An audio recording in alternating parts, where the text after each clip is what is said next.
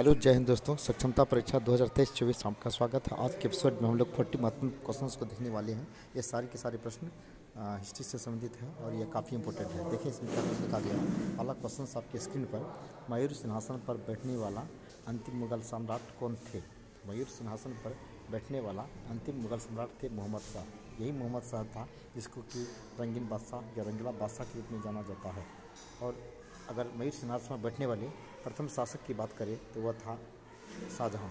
मयूर सिंहासन पर बैठने वाला प्रथम शासक था शाहजहाँ। और सबसे अंतिम मुगल शासक की बात करें तो वह था मोहम्मद शाह, जिसे रंगीला बादशाह के रूप में भी जाना जाता है। क्वेश्चन नंबर 2, बुद्ध के उपदेश किससे संबंधित है? यानी गौतम बुद्ध का उपदेश जो है आचरण को शुद्धता एवं पवित्रता से संबंधित है। यानी आचरण की शुद्धता और पवित्रता से संबंधित है। बुद्ध के उपदेश का संकलन किस ग्रंथ में है? अगर पूछ दिया जाए बुद्ध के उपदेश का संकलन किस ग्रंथ में है, इसका जवाब होगा त्रिपिटक में, जिसके 3 भाग हैं, अभिधम्म पिटक, सुत्त पिटक, Vinaya Pitaka. Next question number 3, जिसके ग्रंथ में चंद्रगुप्त मौर्य के विशिष्ट रूप से वर्णन हुआ है वह है क्या? शूद्रक। जिसके ग्रंथ में चंद्रगुप्त मौर्य का विशिष्ट रूप से वर्णन हुआ है वह है शूद्रक, जिसके द्वारा रचित पुस्तक नाम है मृच्छकटिकम। गुर्जर प्रतिहार शासकों में से किसकी उपाधि वरा थी? तो गुर्जर प्रतिहार शासकों में से किसकी उपाधि आदि वरा थी? तो वह है मिहिर भोज। नेक्स्ट है, ऋग्वेद की मूल लिपि क्या थी? तो ऋग्वेद की मूल लिपि थी ब्राह्मणी। ऋग्वेद की मूल लिपि कौन सी थी? तो ब्राह्मणी। यानी ब्राह्मणी और खरोष्टी में से इसमें है आपका ब्राह्मणी।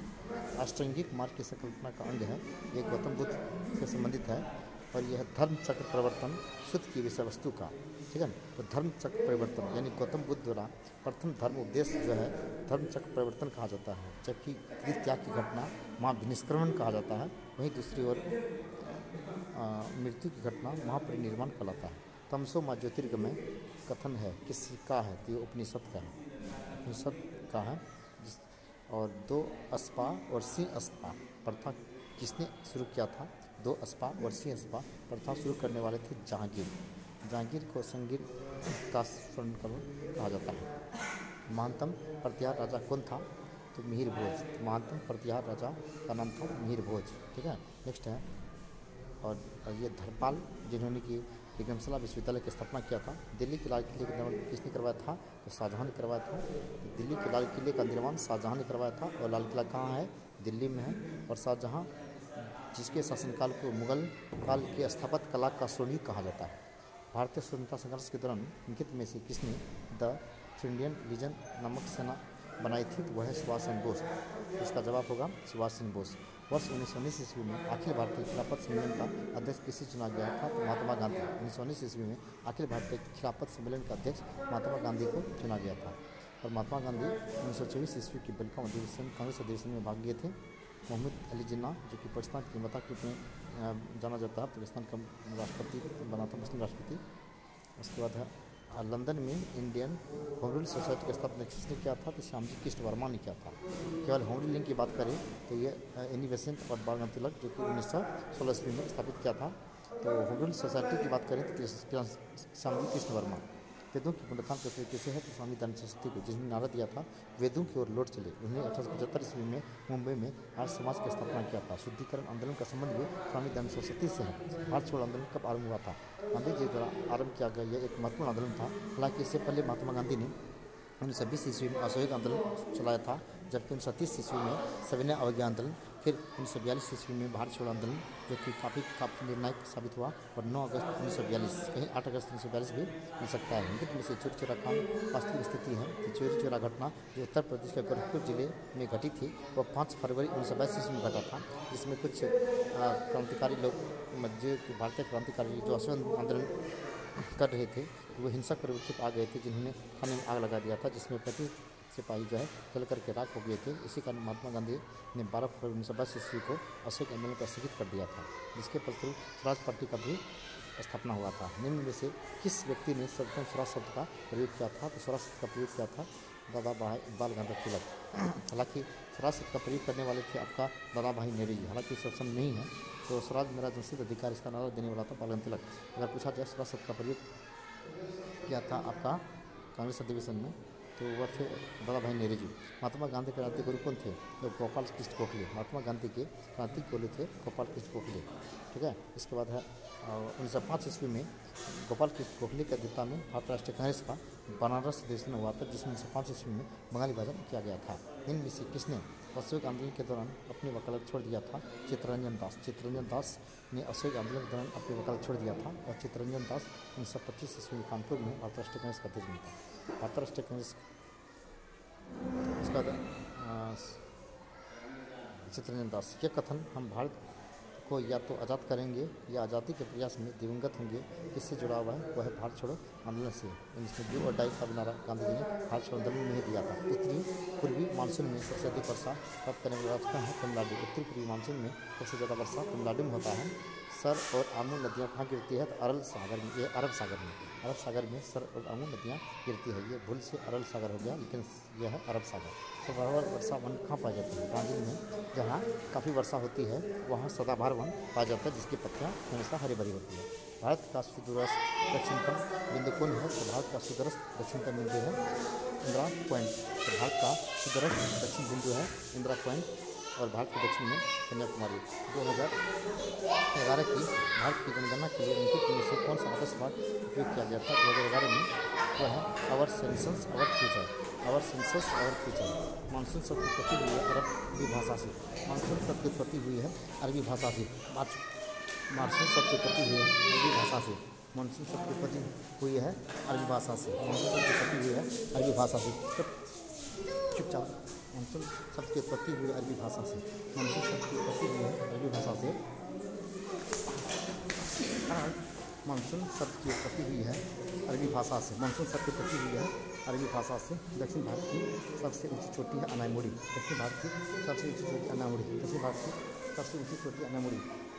दक्षिण भारत की सबसे ऊंची चोटी है अनायमुड़ी, यानी अनायमुंडी जो है दक्षिण भारत की सबसे ऊंची चोटी है।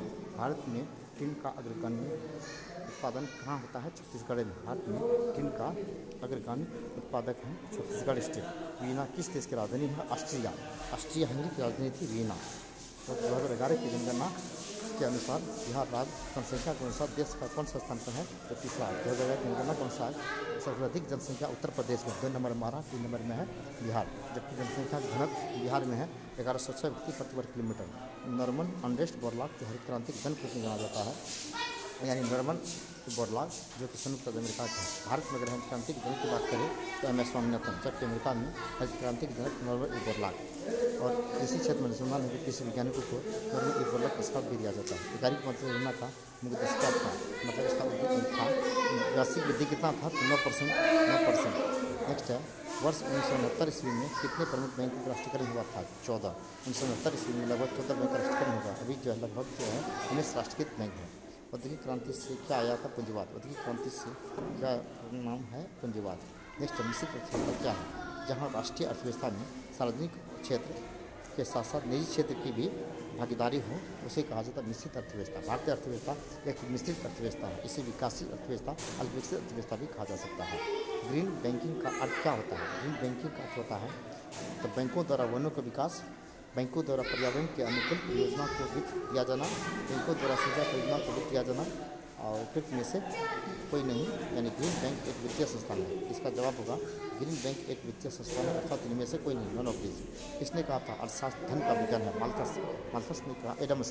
माल्थस ने अर्थशास्त्र को एक सामाजिक विज्ञान कहा था, जबकि एडम स्मिथ, जिसे अर्थशास्त्र के पिता के रूप में जाना जाता है, उन्होंने कहा economics is the science of wealth, यानी अर्थशास्त्र धन के विज्ञान है। इनमें उन सारी क्रियाकलापों का अध्ययन किया जाएगा जिसका उद्देश्य धन प्राप्ति से हो, जबकि माल्थस ने इसे सामाजिक विज्ञान के रूप में जाना है। स्वतंत्रता प्राप्ति के बाद भारत ने सर्वाधिक प्रगति किया है किस क्षेत्र में? गेहूँ उत्पादन में। भारत में हरित क्रांति का शुरुआत 1966 से 67 में हुआ था, जबकि हरित क्रांति के जनक थे एमएस मतलब स्वामीनाथन। इंटरनेशनल लेवल पर जो थे नॉर्मन बोरलॉग, यानी गेहूँ उत्पादन में सर्वाधिक प्रगति किया है। नेक्स्ट है निम्नलिखित में से कौन सा कर जीएसटी द्वारा समाप्त कर दिया गया? सेवा कर को। आयकर प्रत्यक्ष कर है, ठीक है ना, और सेवा कर को जो है समाप्त कर दिया। जीएसटी एक सेवा कर है।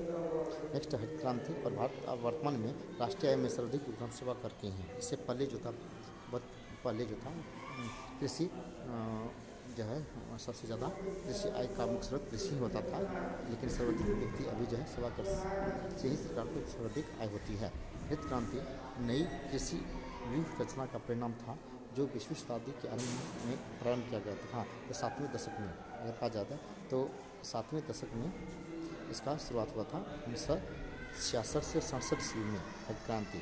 तो हरित क्रांति की बात करें, भारत में हरित क्रांति की शुरुआत 1966 से 67 ईस्वी में हुआ था। हरित क्रांति का मुख्य उद्देश्य कृषि उत्पादन क्षमता को बढ़ाना था ताकि खाद्यान्न की कमी न रहे, और हरित क्रांति का सबसे ज़्यादा उत्पादन ये उत्पादन हुआ, और दूसरा प्रभाव धान उत्पादन, और तीसरा जो है मोटा अनाज में बढ़ा। तिलहन में इसका परिणाम नगण्य मतलब या शून्य था, यानी बहुत कम इसमें उत्पादन हुआ था। जब भारत में हरित क्रांति के जनक की बात करें वे थे MS स्वामीनाथन, ठीक है ना, और जबकि अंतर्राष्ट्रीय स्तर पर हरित क्रांति के जनक नॉर्मन बोरलॉग को माना जाता है। तो इस प्रश्न का जवाब होगा 7वें दशक के दौरान, यानी हरित क्रांति नई कृषि व्यूह रचना का परिणाम था जो 20वीं शताब्दी के आरंभ में प्रारंभ हुआ था। कब? तो 7वें दशक में। ये थे कुछ 40%